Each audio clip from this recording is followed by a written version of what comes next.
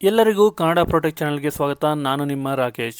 ಇವತ್ತಿನ ವಿಡಿಯೋದಲ್ಲಿ ನಾನು ಈ ಒಂದು ಗೃಹಲಕ್ಷ್ಮಿ ಯೋಜನೆ ಆಗ್ಬೋದು, ಅನ್ನಭಾಗ್ಯ ಯೋಜನೆ ಆಗ್ಬೋದು, ಯಾವುದೇ ತರಹ ಯೋಜನೆದು ಪೆನ್ಷನ್ ಅಮೌಂಟು ನಿಮ್ಮ ಖಾತೆಗಳಿಗೆ ಜಮೆ ಆಗುತ್ತಾ, ಅದರ ಸ್ಟೇಟಸ್ನ ಚೆಕ್ ಮಾಡೋದು ಹೇಗೆ ಅನ್ನೋದ್ರ ಬಗ್ಗೆ ಈ ಒಂದು ವಿಡಿಯೋದಲ್ಲಿ ತಿಳಿಸ್ಕೊಡ್ತೀನಿ. ಹಾಗಿದ್ರೆ ಬನ್ನಿ ಸ್ನೇಹಿತರೆ, ವಿಡಿಯೋವನ್ನು ಶುರು ಮಾಡೋಣ.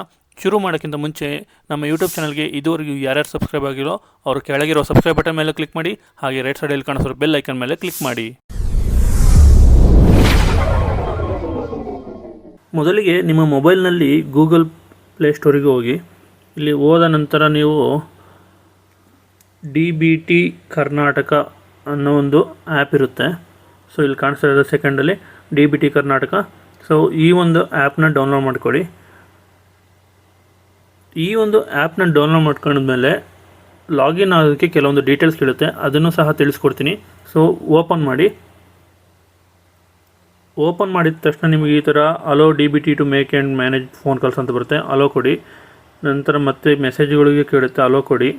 ಕೊಟ್ಟ ನಂತರ ಇಲ್ಲಿ ಯಾರು ಈಗ ಗೃಹಲಕ್ಷ್ಮಿ ಆಗಿರ್ಬೋದು, ಅನ್ನಭಾಗ್ಯ ಆಗಿರ್ಬೋದು, ಮನಸ್ವಿನಿ ಯೋಜನೆ ಆಗಿರ್ಬೋದು, ಬೇರೆ ಯಾವುದೇ ಥರ ಪೆನ್ಷನ್ ಯೋಜನೆ ಆಗಲಿ, ಅಂಥವರು ಯಾವ ಮಹಿಳೆ ಇರ್ತಾರೋ ಅವರ ಆಧಾರ್ ಕಾರ್ಡಿಗೆ ಲಿಂಕ್ ಆಗಿರುವಂತಹ ಮೊಬೈಲ್ ನಂಬರ್ ಇರಲೇಬೇಕು. ಅದಕ್ಕೆ OTP ಬರುತ್ತೆ, ಎಂಟ್ರ್ ಮಾಡಬೇಕಾಗುತ್ತೆ. ಸೊ ಇಲ್ಲಿ ಕೆಳಗಡೆ ನೋಡ್ತಿರ್ಬೋದು, OTP will be send to the Aadhaar registered mobile number ಅಂತ ಇದೆ. ಸೊ ಇಲ್ಲಿ ನಾನೀಗ ಆಧಾರ್ ನಂಬರ್ ಹಾಕ್ತಾಯಿದ್ದೀನಿ, ನೋಡ್ಕೊಳ್ಳಿ. ಸೊ ನೀವು ಸಹ ಇದೇ ಸ್ಟೆಪ್ಸ್ನ ಫಾಲೋ ಮಾಡಬೇಕಾಗುತ್ತೆ. ಕೆಳಗಡೆ ಒಂದು ಚೆಕ್ ಬಾಕ್ಸ್ ಇದೆ, ಅದನ್ನು ಟಿಕ್ ಮಾಡಬೇಕು. ನೆಕ್ಸ್ಟು ಗೆಟ್ OTP ಮೇಲೆ ಕ್ಲಿಕ್ ಮಾಡಿದ್ರೆ ನಿಮಗೆ ನಿಮ್ಮ ಮೊಬೈಲ್ ನಂಬರಿಗೆ OTP ಬರುತ್ತೆ. ಆ OTPನ ಇಲ್ಲಿ ಎಂಟರ್ ಮಾಡಬೇಕಾಗುತ್ತೆ. ಸೊ ಇಲ್ಲಿ ಮೇಲೆ ಸ್ಕ್ರೀನ್ ಮೇಲೆ ಬರ್ತದೆ ಅಲ್ಲ, ಆ OTP ನಾನೀಗ ಆಲ್ರೆಡಿ ಅದೇ ತಗೊಂಡಿರೋದ್ರಿಂದ ವೆರಿಫೈ OTP ಮೇಲೆ ಕ್ಲಿಕ್ ಮಾಡ್ತಿದ್ದೀನಿ. ಕ್ಲಿಕ್ ಮಾಡಿದ ತಕ್ಷಣ ನಿಮಗೆ ಒಂದು MPIN ಅಂದರೆ ಸೀಕ್ರೆಟ್ ಪಿನ್ನು ಅಥವಾ ಪಾಸ್ವರ್ಡ್ ಅಂತ ಅನ್ಕೋಬೋದು, ಪಾಸ್ವರ್ಡ್ನ ಸೆಟ್ ಮಾಡಬೇಕಾಗುತ್ತೆ. ನಾನು ಸಹ ಸೆಟ್ ಮಾಡ್ತಾಯಿದ್ದೀನಿ. ಹಾಗೆ ಕೆಳಗಡೆ ಇನ್ನೊಂದು ಸರಿ ಕನ್ಫರ್ಮ್ ಮಾಡೋಕ್ಕೋಸ್ಕರ ಅದೇ ಪಾಸ್ವರ್ಡ್ನ ಸೆಟ್ ಮಾಡಿದ ತಕ್ಷಣ ಸಬ್ಮಿಟ್ ಅಂತ ಕೊಡಬೇಕು. ಸೊ ಇಲ್ಲಿ ನಿಮ್ಮ ಡೀಟೇಲ್ಸ್ ಬರುತ್ತೆ. ಸೊ ಯಾರ ಹೆಸರಲ್ಲಿ ನೀವು ಲಾಗಿನ್ ಆಗಿದ್ದೀರೋ ಅವ್ರ ಡೀಟೇಲ್ಸ್ ಬರುತ್ತೆ. ಕೆಳಗಡೆ ನೀವು ಮೊಬೈಲ್ ನಂಬರ್ ಸಹ ಕೊಡಿ.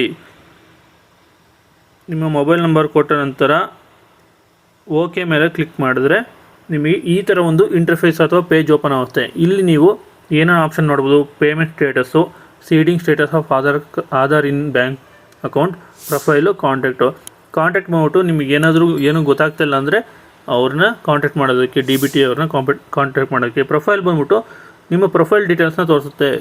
ಏನೇನಿದೆ, ನಿಮ್ಮ ನೇಮು, ಅಡ್ರೆಸ್ಸು, ಜೆಂಡರು, ಹಾಗೆ ಡೇಟ್ ಆಫ್ ಬರ್ತ್ ಎಲ್ಲ ತೋರಿಸುತ್ತೆ.